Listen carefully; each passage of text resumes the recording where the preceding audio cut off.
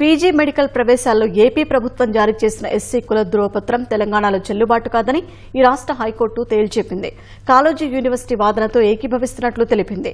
తెలంగాణలో జారీ చేసిన ఎస్సీ కుల ధృవపత్రం సమర్పించిన వారే రిజర్వేషన్లకు అర్హులని స్పష్టం చేసింది.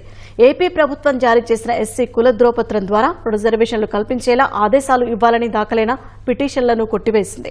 తెలంగాణ ప్రభుత్వ నిర్ణయం వల్ల ఎస్సీలకు అన్యాయం జరుగుతుందని పిటిషన్ల తరపు న్యాయవాది పేర్కొన్నారు.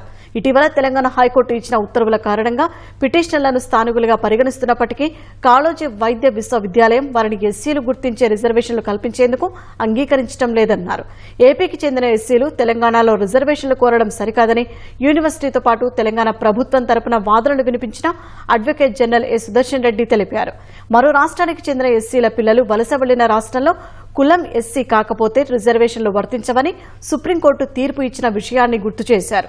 ఇరుపక్షాల వాదనలు విన్న ధర్మాసనం ఏపీ ప్రభుత్వం జారీ చేసిన ఎస్సీ కుల ధృవపత్రాలు చెల్లుబాటు కావంటూ తీర్పు ఇచ్చింది. గతంలో ఇచ్చిన మధ్యంతర ఉత్తర్వులను రద్దు చేసింది.